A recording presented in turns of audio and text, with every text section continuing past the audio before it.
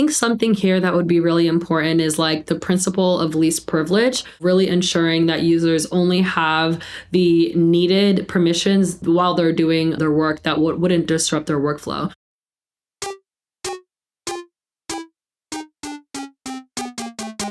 Welcome to Fork Around and Find Out, the podcast about building, running, and maintaining software and systems.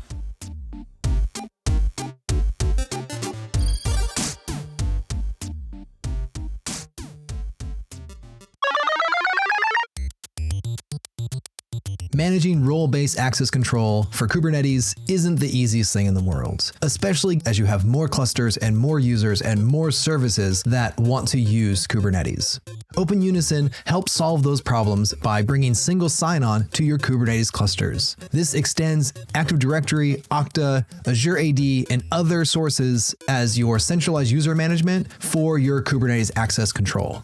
You can forget managing all those YAML files to give someone access to the cluster and centrally manage all of their access in one place. This extends to services inside the cluster like Grafana, Argo CD, and Argo Workflows. OpenUnison is a great open source project, but relying on open source without any support for something as critical as access management may not be the best option. Tremolo Security offers support for OpenUnison and other features around identity and security. Tremolo provides open source and commercial support for OpenUnison in all of your Kubernetes clusters, whether in the cloud or on-prem. So check out Tremolo Security for your single sign-on needs in Kubernetes. You can find them at FAFOFM/Tremolo. That's TREMOLO.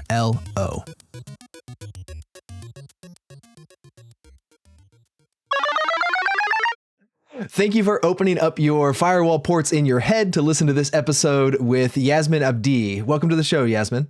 Thank you for having me. I wanted to talk a little bit about security. This is really cool seeing that you were saying that you built noHack. You're the founder and creator of noHack LLC, and you were doing security at Snap before that, but you built this on the side kind of as a project. And what drove you to do this? Why were you like, oh, I want to do a side project and start doing security for other people? It initially started off with me just helping a few friends with their security and their digital presence, as well as small business owners and startups. I just saw a lot of vulnerabilities in how they were securing their data, and most of them were not. Or not how, and there's just like a lot of bad hygiene and bad practices. So it kind of just started off as a hobby, which helped people a few hours out of the week. A few years ago, around when COVID started and everything became digital, and then it kind of just snowballed and grew from there. So while I was at Snap building, but never really took it to be like a formal like side company or a side hustle, just kind of something to help friends and family. And then over the past year, it just snowballed and kind of grew into a full functioning security services and solutions company. So decided to leave Snap back 2 months ago and focus full time on it. Can you tell us about your resume? Because it is very impressive. It's baller. Yeah, sure. I've had the opportunity to work at some of the big name companies. I started my career off at Snapchat, where I interned twice back in 2017 and 2018. And then I went over to Google, was there for a few months, was a software engineer on the Android team, learned a lot. I think that's every computer science and software engineer's dream, is to work at Google. So had the opportunity to be there, learn from some of the smartest people, and then also had the opportunity to work at Facebook, which it was called back then, on Instagram specific team. And that was back in 2019. So yeah, I worked at Google, Meta, Snap. I also was a founding member of Mimo, which was an AI fintech startup that a few of me and my friends started. And that was acquired to Coinbase back in 2021. So had the opportunity to do all of the fun things at these places. What did you do at Snap before you left? Like, can you run us through like your security career towards? I was like, how did you get Snap? into security? Like, what started all of this? I've always had a passion. I tell myself that earlier on in my career, I always thought like a hacker. So there's like a way to do things the normal way, like log into the Wi-Fi, here's your password, and you're logged in and everything is good to go. And then there's always a back door. There's always another way to get into something. There's another way to break into a system. So I always thought, hey, like, how can I manipulate the system? Like, how can I don't know if that's the best response or if that's even legal, but it's totally valid. Everyone has some use case where they're like, I want to hack a game. Security people used to do some other stuff, and that's how they learned how to do security. That's just white hacking. That's just, Well, I mean, you have a personal bend on most. Like, I did war driving back in the day because I wanted like free Wi-Fi. Right? I was like, oh, my neighbors have Wi-Fi. How do I get on that?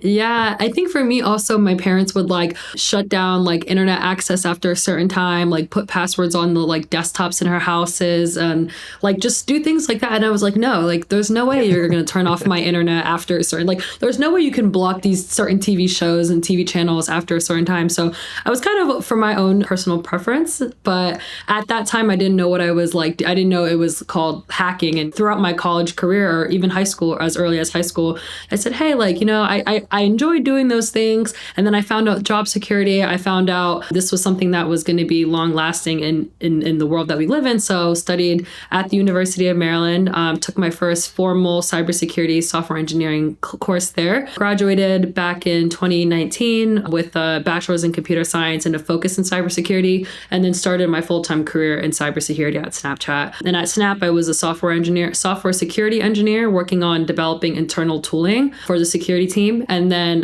moved my way up and then became a manager and kind of led the insider risk program before I left.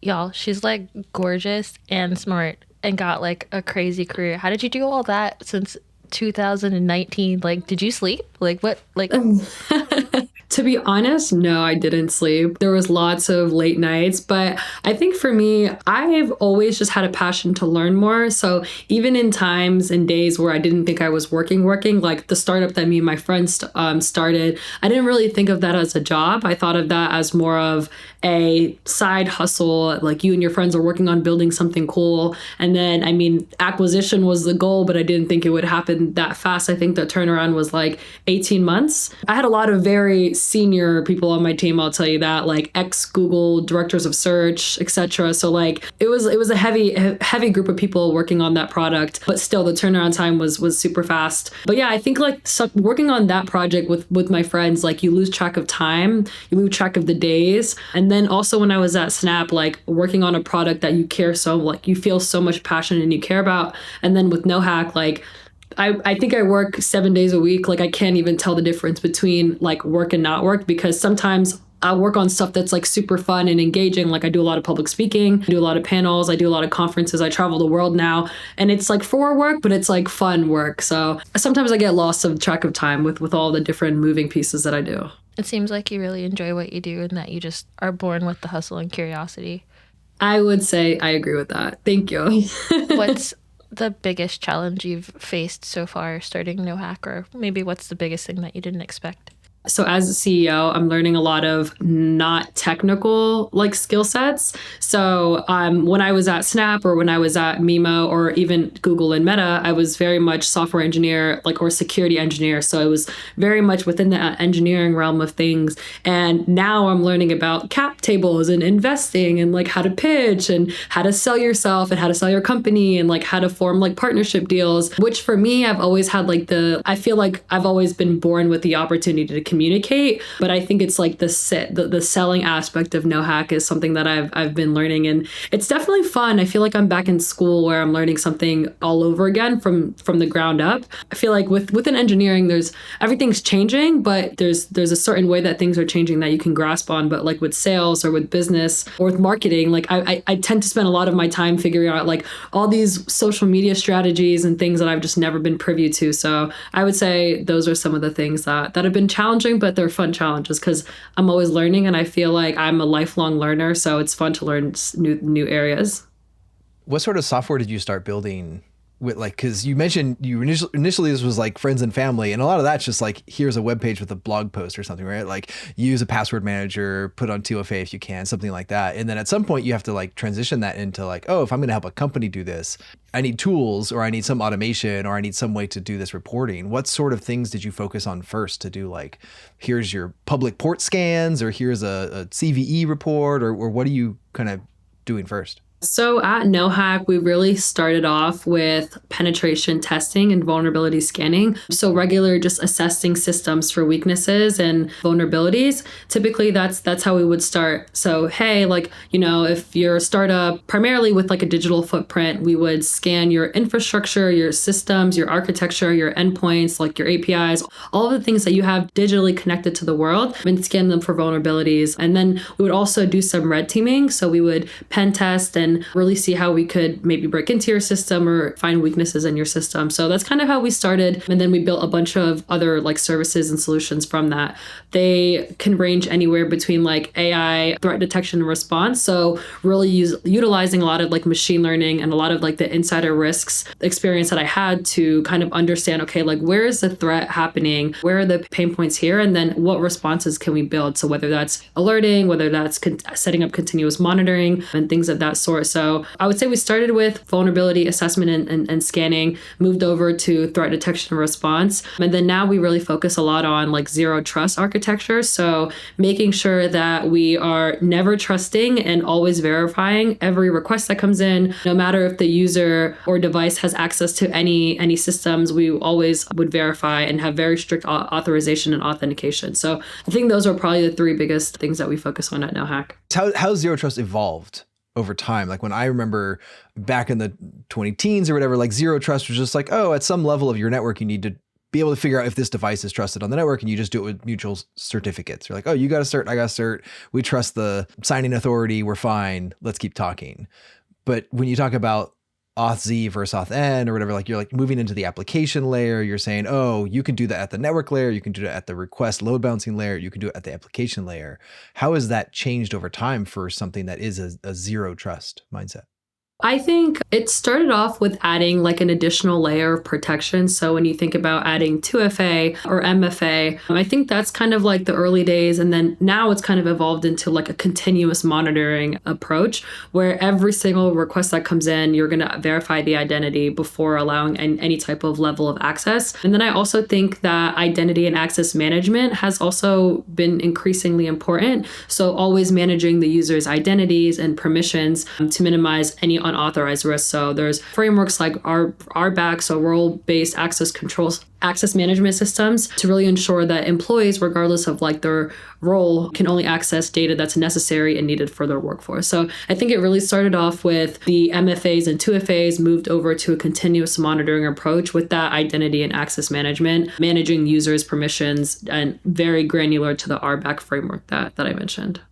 How do you balance usability and security and kind of like educating people? Because I feel like that is the hardest part, kind of getting people to realize how important security is and why.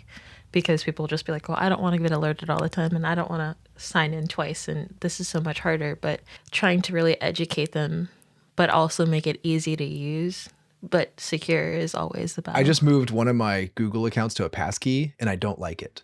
I'm like, oh, this is more secure. It's better, blah, blah, blah. And like the sign-in flow is just worse now compared to 1Password autofilling my username and password. And now I'm like, See, oh, I I'm got the like opposite. I hate remembering all the ridiculous passwords I make, but Google definitely, there is some sort of a bug in the passkey that sometimes it doesn't always work the way it's supposed to. But I really appreciate that Apple products use the same passkey. Like, you can use it from one of your phones because it's all connected. I do appreciate that my face is my passkey and it doesn't require me to remember like passwords and constantly change them. So yeah, I mean, I think that that's a core challenge that's always being spoken about in security. I think the over complex and restrictive systems can lead to like frustration. I remember when I was at Snap, we had like 4 different layers of authentication that we needed to get through to get into our Google account. So it was definitely a lot of feedback that we heard from employees. Hey, like we understand like why this is needed, but can we kind of like lessen the friction that's happening? So yeah, I mean, I think it's something that's always going to be a challenge to balance it out in the best way. I think something that is always needed is password complexity. So if a system requires like a long, complex password, maybe not asking them. I think sometimes even these days that you require to get changed every 90 or 180 days. I saw some organizations and I was like, hey, like that's a bit too much. That would be too annoying for me personally if I had to create a new password 180 days. And especially they're so long. Yes. Yeah. And then like I think there's like that battle where like you want it to be usable because if not, they're going to go around it. Just like you said, how you went around your parents' stuff. Like I talk about all the time, my kids are going to end up working for the NSA to get around all of the like, you know, like so people will go around it and be super lazy and not use all the safeguards or try to get out of them. But you want it to also be safe. So it's like the struggle. Yeah, no, I agree. I think something here that would be really important is like the principle of least privilege. So again, with going back to like role-based access control, really ensuring that users only have the needed permissions while they're doing their work that wouldn't disrupt their workflow. So the principle is least privilege, I think, is extremely important when trying to find that balance. And then I also think kind of creating like a human-centric design, really designing these security measures that are intuitive, minimally disrupt the workflow. So something like a single sign-on could be helpful, but I think, yeah, it'll always be interesting to kind of find what that balance is going to be. One of my pain points of any role-based access control system is it's so hard to define a person as a single role, right? Like most people, when they start their job, like your role is clearly defined, and in larger corporations, it might be easier to fit you in like, this is your role. This is the only access you ever have access to. But once they move positions internally, they're now doing like a role and a half because they're like, oh, I still do some of that stuff for that old job. I have this new one, and they switch again, or the team moves, or org charts move, or the products move, whatever it is. All of those roles get really, really messy once we try to maintain them after 6 months or a year of real life experience.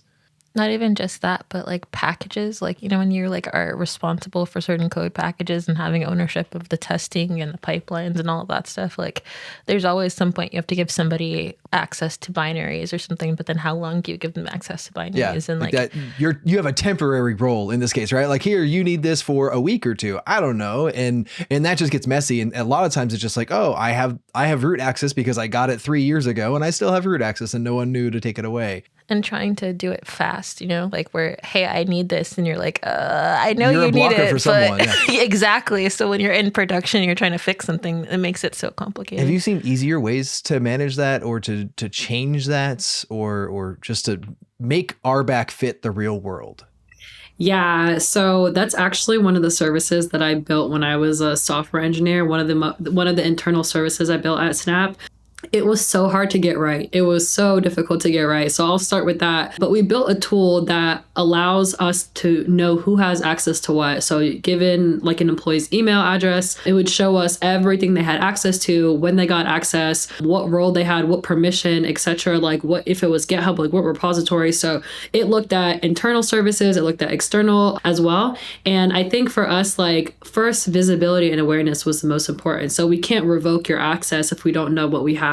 So I think like kind of what you were saying around like the temporary access, or if someone changes teams, I know I changed teams like 2 or 3 times at Snap. And when I was building this tool, I was like, oh, wow, I still have access to the old teams that I had, or I requested access for temporary for this one project. And I still have access from like a external partner that I don't even need access to. So I think like awareness was the first part. And then we built this mechanism that had like, if you didn't use this access within, I think it was 90 days or 180 days, then you most likely won't need it moving forward. And then if you did, you'll just have to request it again. So I think that's a way that it was more applicable to like real world. Like I wasn't on that team for 2 years. I didn't need that temporary access. So it was revoked. Like that worked pretty well just because people wouldn't, and if they needed it, they would just re-request it. It's always really challenging because of all the lateral movements within organizations, temporary access, time-bound access, or if someone leaves the company. But what we did was we hooked it onto Workday APIs. So depending on like your role or depending on the org or the organization that you were in, you would get whatever access was applicable for that. But if you changed orgs, it would ideally drop or remove that access. So early days of it, but it was working. It was working well when I left. So I hope it still is. keeping those roles and org chart in sync is extremely difficult. Not just that, but when you move from different job families, like going from an SA where you touch code, but you don't touch production code, and then all of a sudden you're in production code, I had so many permission issues just because it still thought I was an SA when I was dev, and it was always confused. What role do you feel like automation and machine learning are going to play in the future of AI? Because you said that you did work on a machine learning tool, right? The biggest one is around like being able to detect threats faster and smarter. So once you have like a vast amount of data and you can kind of like see similarities and identify anomalies and within real time, I think AI will definitely help with faster, better, smarter real-time threat detection, responding to potential threats, like blocking access if it's unauthorized, or if it looks malicious, or if you see incoming traffic in the network that looks suspicious, it could stop it before escalating. So I think that will be a high ticket area where AI and automation will help a lot. Do you feel like there's any areas that AI are going to make us more vulnerable in the future with us giving it access to so many things? It will get better around social engineering and like phishing and those and that area and realm of things. Even yesterday, I was with a friend and they got like a credit card fraud email alert when we were in Colombia. And I was like, you don't even have, it was a Chase card. I was like, I've never even seen you use Chase over the past 4 days. Like, it's probably not real. And they were like, yeah, Yasmin, like, I think it's real. And I was like, oh, okay, whatever. And then they kept doing their thing 20, 30 minutes later. And they were like, yeah, they even have the same like 4 digits of like my card. And I was like, I'm telling you, like, I haven't even seen you pull out a Chase card. Like, this is phishing. The email looked so real. And then I think it was very fine-tuned. I don't remember what the exact detail was. And he was like, oh my gosh, this is actually phishing. And I was like, I told you from the jump, I don't understand why you didn't listen to me. But I think it'll just get really smart and really good at all of social engineering and like phishing campaigns and spear phishing and all of those things. And I don't know how and where they got like our trip location, the card for the last 4, all of those details, like to the T was exactly right. And then, he almost fell victim to it, but thankfully I was there, saved the day. But I think it'll being your friend has to be a total flex. But isn't it crazy though, with all the information that we give out? Like, there's been so many times I've had to stop my friends and they're like, I'm going to go like do one of those like surveys on Facebook. And I'm like, you just gave 8 people your passwords, but okay. Like you're just like, there's so many different ways. Like, people are always giving their location on social media. Then they're always talking about how they're not home. And I'm just like, can y'all just... Yeah. I think you bring up a really good point too, because like for as long as I've been adjacent to security and interested in security, we've basically always told people like your instincts suck, right? Like your passwords suck, all of these things that you think are unique or random and computers can't hack into. Like, nah, just don't trust any of that stuff. Hand off all that stuff to a password manager, certificates, all these other things that are external to you. But when it comes to like this phishing attacks and AI generation, none of them pass the vibe check. If you like have any experience, right? And like immediately you're like, this vibe is off, don't trust it. But they were like, no, the bank has told me I have to trust them. And so I'm externally like all of these systems I have to go through to make sure I don't lose my money. Right. And that's like a big risk. And that's, you're like, but that picture of that person has 18 fingers, right? Like, don't trust it. Like, there's some level here that you just have to be able to like trust yourself. But in security specifically, we've just always told people they're terrible at it. And now we're like reversing some of that. Running Kubernetes at scale is challenging. Running Kubernetes at scale securely is even more challenging. Access management and user management are some of the most important tools that we have today to be able to secure your Kubernetes cluster and protect your infrastructure. Using Tremolo security with Open Unison is the easiest way, whether it be on-prem or in the cloud, to simplify access management to your cluster. It provides a single sign-on and helps you with its robust security features to secure your cluster and automate your workflow. So check out Tremolo security for your single sign-on needs in Kubernetes. You can find them at FAFO.FM/Tremolo. That's TREMOLO.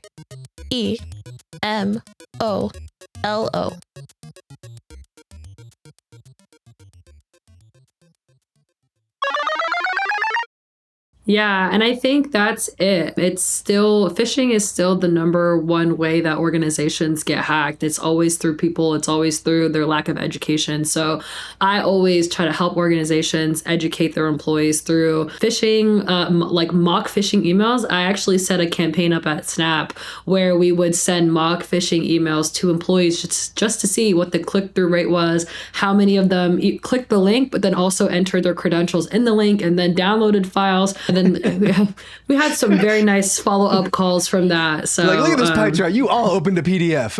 Wouldn't it be funny if like you sent it like an email to see like what people would click on or whatever, and then like a big pop-up came and it was like, you failed. Oh no, that is absolutely. Yeah. That's exactly what we did. So like if they did click on the link or if they downloaded it, it would be like, boom, like you have failed. Like now you have a mandatory education training that you have to go to. So it wasn't just like a simulation for us to kind of see like how like the posture and the health of the organization, but also like we very much so sent them to like a mandatory training and awareness. It's because like we keep leaning back on that, like we need to educate people to get beyond this. But at the other end, we're like, we want machine learning to do the vibe check. And at some point, like, I don't know that machines are going to get the vibes, but people aren't getting the education either. And so I don't know where that meets in the middle of like both these sides suck. But not just that, but we also constantly talk about like least privilege, right? The principle of least privilege. But now we want to give machines access to everything. We've given like AI so much data. There's so many companies that are piping their own data back into their AI, and then they're giving it privileges to infrastructure, giving it privileges to data, giving privileges to like their code bases and to writing their code bases. And I'm just like, I mean, I wish I knew more about it, but I'm like, how many safeguards are in the different like areas that these things aren't talking? People got to get their each jobs. other? And like, you know what I mean? AI systems are the new Jenkins, right? Because the CI/CD systems were the place that every hacker went to attack because it had all the credentials, it had all the access, all the automation. That's what I'm saying. Like, and like just working in production, like I think getting a degree that was about like secure software development. I actually went to the same school you went to, but the online like military version of it. And it's wild like what people do in real life production, because things don't always work the simplest ways. Like, you know what I mean? Sometimes there is like a weird way that you have to give something permission to do that, or make it so it's automated so you can release a bunch of versions at once or just something. And you'd be surprised the amount of, like I was on a business intelligence team and they were testing on Redshift like clusters. And I was like, what are we doing? Like, you know, like I was the most junior person and I'm like, this is a bad idea. There's so many different layers to what you can do in production. And sometimes you have to do something quickly. And I'm just like, if it's this bad when we know the principles of least privilege and they're humans, and then we're going to give machines access to all these different levels of data at the same time, it's going to make it so much easier. You hack one thing and you get the keys to the candy store for everything. And I think that's why we set up like systems in place at Snap where we would be able to see if you were putting anything into these AI systems. Like we would send alerts, like we would data exfiltration. So like copying any source code or copying any documentation, see the source, and then we would be able to flag it in ChatGPT or any of these models. But I think you're right. If you hand them over your source code or anything like that, and God forbid, I mean, I hope that no one's storing keys or any credentials and code these days. But how many times there's literally a bot that goes around Google, not Google, but GitHub telling people, you put your keys on the internet. So, like, because how often do we do it on that? I remember I was sitting at Google Next and they were like, it's going to write your infrastructure. It's going to write your app and then it's going to make a database. And I'm just sitting there like, oh no. And then they exposed an EC2 instance name, and I was like, "Oh, you know, like on the stage, like at their keynote," and I was just like my little security heart about died. Like I was like, "Y'all, this is like a 101 of what we should not do in public." And I think for me, it's like the biggest things, like the most easy to catch or like the easiest, the most obvious vulnerabilities are right in front of you. But sometimes people just overlook them. And a lot of these vulnerabilities that happen are sometimes the most obvious. The biggest hacks are the ones that walk through the door. Like Target got taken down by literal least privileges because they gave access to a contractor. Like it's it's never something crazy. Like, I think the only thing that we've really thought was really crazy was that guy who did the social engineering to make the maintainer really depressed to do like to get the binaries in and then create XCutils? Yes, that was the only, like, think about it, out of all the news that dude, like, look, he deserves to get like something named after him. Like, I was like, I can't even be mad at you. That was the Trojan horse of 2024. Okay, like, but most of the time they walk right in the door. What's something, Yasmin, that you think is commonly said, you should do this thing, but is mostly just security theater and doesn't matter? Right? Is there something that they're like, oh, this is the advice that the news will tell you, and you're like, actually, just don't. Like, it doesn't matter, or something that a company's like investing millions of dollars in a thing, and then you're like, you're probably not going to get the security outcomes that you want by doing that process. I think it just goes back to there's a lot of compliance rules and regulations around mandating data and maybe just like actually security education for companies. There's like laws and regulations that now the government has regulated that says, oh, like you need to educate your employees, but sometimes the employees are just clicking through these docs and submitting okay, or like watch or fast forwarding this video, not actually watching it. So I think there's a disconnect around like we actually need to educate employees, but how we are doing it is not actually materializing into anything that's beneficial, because I've surveyed so many people like, hey, like, did you actually like watch this or read through this? And like, no, we just clicked accept, acknowledge, and move on. And I think it just highlights a lot of policies around like privacy or data usage, data deletion, data retention, all of those things that people just don't really like. They think that, oh, my data is secure, or like they're not using my data, or they're not retaining it, or anything like that, when in actuality they are. And there's a lot of fine lines that people are missing and misreading or not even reading. So I think, oh, like a company doesn't have access to my snaps. Like, do they really not? Are you sure they don't? I was in SA and we have all this training, but the training for SDs were different. And I remember getting on the SDE team and they're like, oh, this customer's having this issue. And then the other like SD was like, I'll just log into their account. And I was like, you're going to do what? Like, like, no, you're not. Like, it's crazy that like, I mean, we all know, like, I love security and I think it's interesting, but I definitely have got a program, like one of those like requirement learnings. And I'm just like, this is so boring. But how do we make better education though?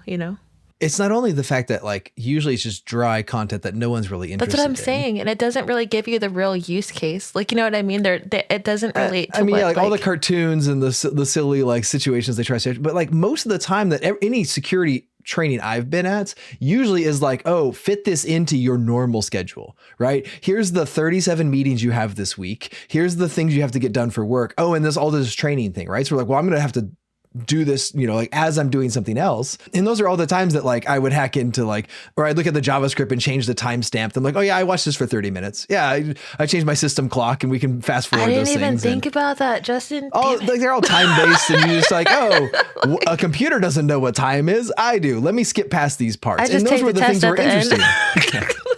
But like, that's like the things I learned about it was like, oh, you did client-side validation. You're an idiot, right? Like that's like, we can bypass some of that stuff because again, it was a priority enough to get the checkboxes for people are trained, but not give them time to learn something or give them a person to ask questions to, right? Like sit down with someone. Like pair programming is a thing because it's like, wow, we learn so much by just watching someone else, an expert in their field, do something, or even not even expert, just someone else with a different approach. They don't even want to invest time into pair programming though. And like, look at all the studies that show how fast that helps people to ramp up. And they're like, oh no, sorry. I mean, pair debugging is like the best experience I've had in my like engineering career. It was like watching someone else use 18 different tools to debug something. Like, what was that command you ran? I'm writing that down and going reading the man page later. This is amazing. Which is wild because like everybody can steal code from somewhere, but debugging is like you will always have to debug something. Yeah, I was going to agree. I think that's why to the first point, that's why we did the real live phishing mock simulations where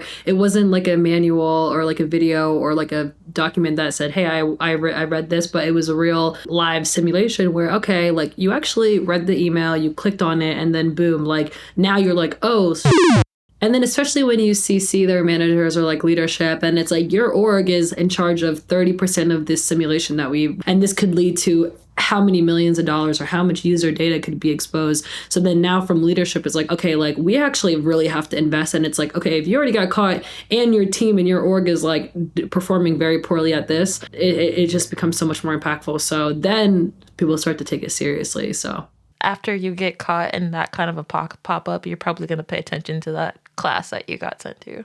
And you're never clicking on another email link that you don't know about again.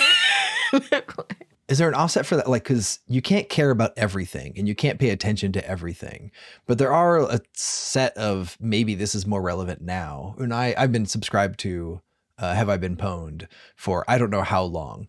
And I've gotten so many emails after so many times. I don't read them anymore because I'm like, yeah, there's nothing I can do about this. My data got leaked somewhere. Someone else didn't secure it the right way, or someone got a phishing attack and they got in the door. I'm like, I can't do anything about this anymore. Now it's just noise. And at that point I stopped caring. Originally it was like, I really care about these things. Let me make sure every time I rotate my passwords, all that stuff. And now I'm just like, I just don't have the time to care. And I don't have the memory bandwidth to care anymore. How do we eliminate, or not eliminate, but just like reduce the fatigue and help people focus? Like you can't focus on everything. I would say, if you have like multi-factor authentication set up on your accounts and you are like not connecting to like public Wi-Fi's and you have like secure best practices, then you'll most likely be at a less risk for these attacks or all the noise that you're saying that you get from these different applications and stuff.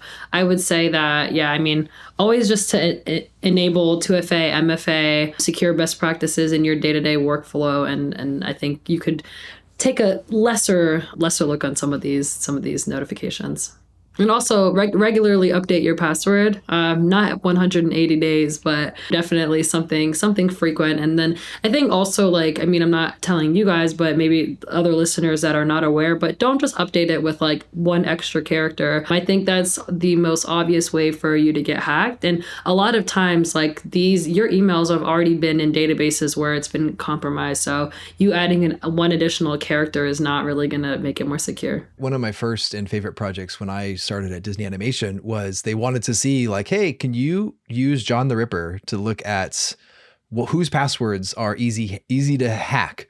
And I'm like, sure. Could you give me the LDAP dump? And they're like, oh yeah, here's admin access. Go get the dump, and get all the hashes from it, and then see what John the Ripper could do. And we had a render farm, and it was a Christmas break, and we didn't have a lot of stuff to do. So I'm like, how much of the render farm can I use to start this John the Ripper process? Like, you can have a rack, and I'm like, cool. Like I get a bunch of machines. Let me just in like the amount of things that were just like very basic and very things that like, oh, I would expect this to be a password at Disney. And I was like, and just incremented numbers. I'm like, oh, these aren't secure at all. And that was 2014. And basically ever since then, I stopped knowing any of my passwords. I'm like, no, password manager is generating everything that's not, like if I know the password, I have 2FA on it, right? Like we have to have some level of security. If I had to create this thing out of my head, it's not that random in there. And so, yeah, having that is like one of those things. The security best practices, like that quote to me is always really hard because that always depends, right? Like it always depends on the context. That always depends on what the information is, what the actual system you're using. If this is an internal AI system at Snap, like I have different best practices compared to a forum login that is a throwaway that I don't care about.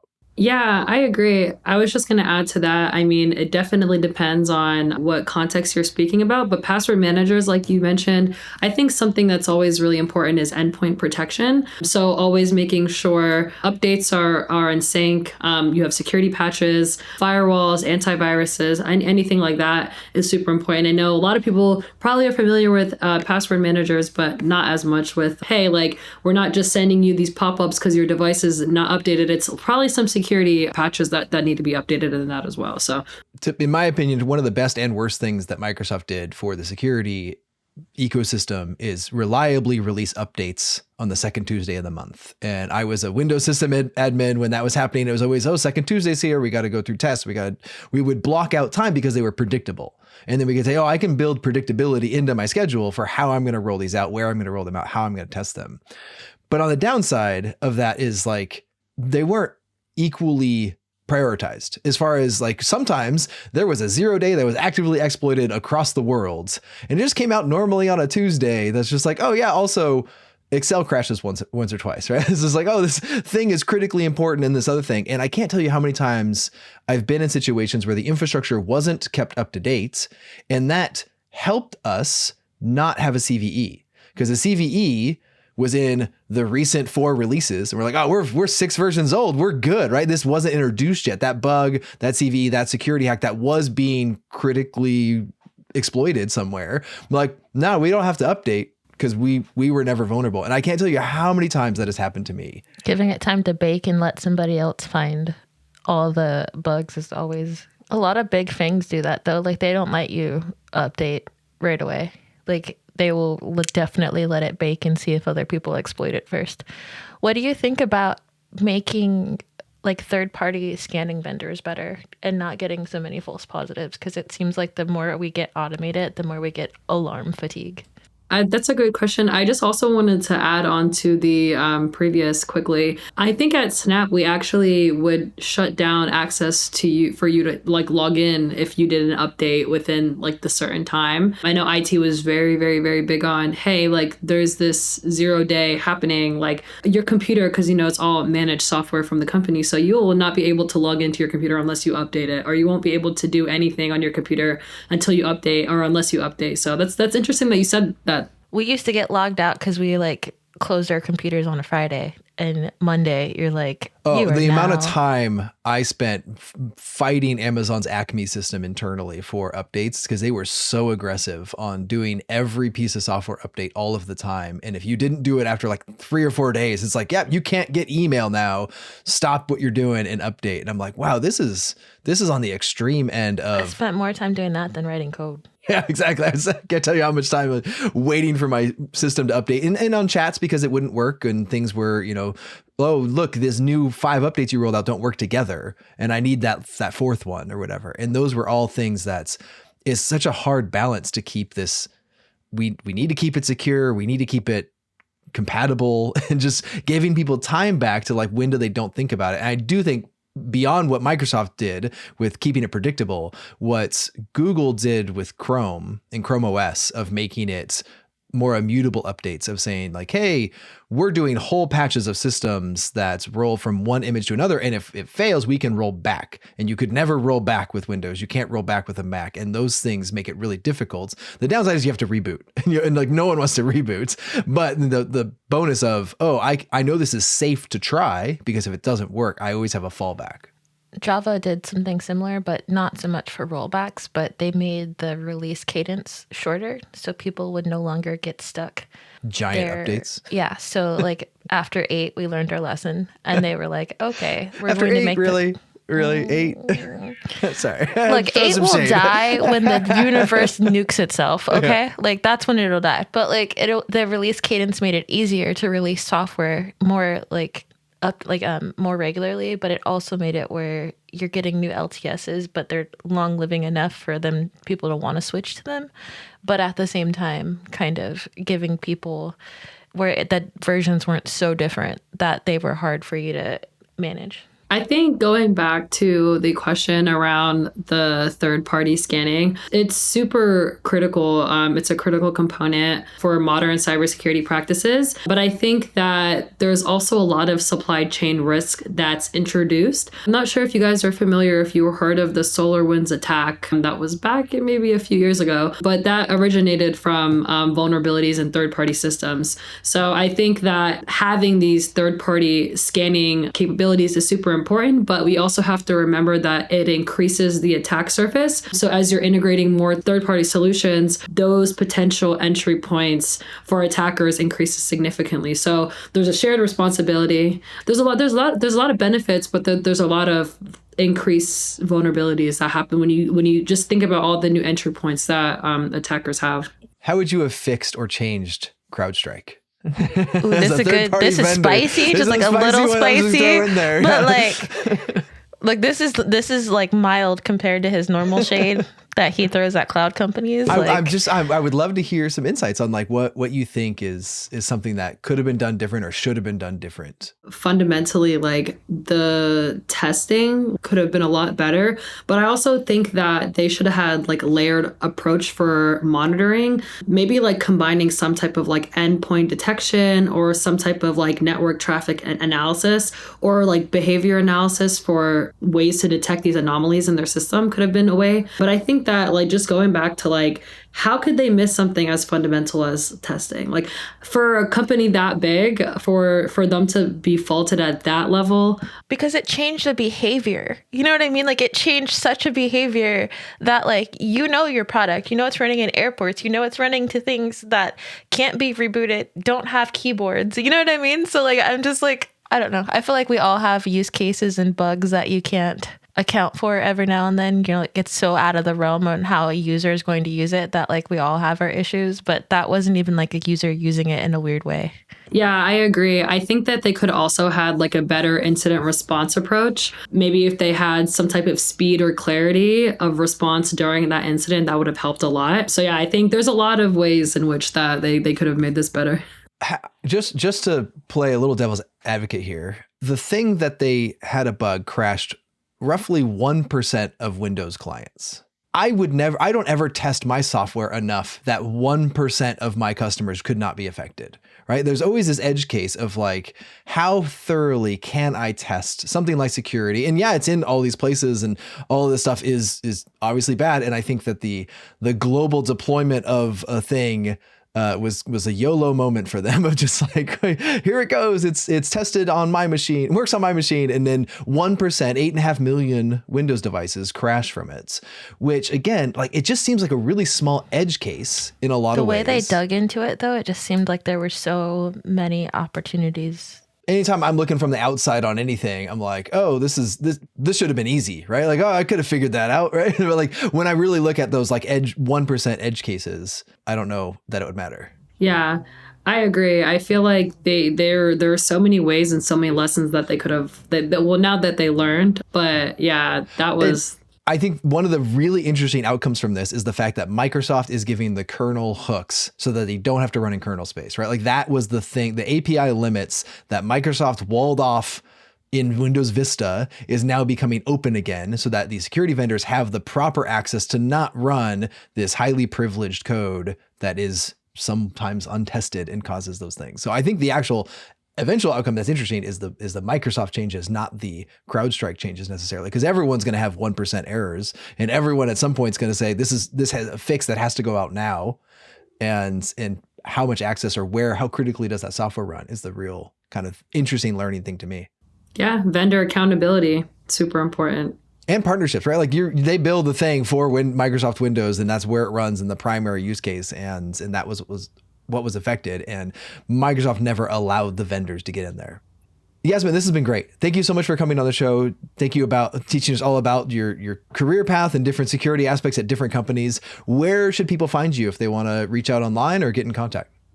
Yeah, absolutely. This was so much fun. Thank you for having me. My socials are Yasmin Abdi. So you can find me on LinkedIn at Yasmin Abdi, Instagram at YazAbdi, YazAbdi. Also on noHackLLC.com. Feel free to message us. Feel free to reach out if you want to learn more about cybersecurity or you want to partner or work together. Yeah, this was super fun, and I'm super glad that we did this. I'm so excited to have met you. I'm going to be rooting for you and like fangirling the whole time. It's going to be great. Right back at you. Thank you so much. And thank you everyone for listening. We will see you again soon.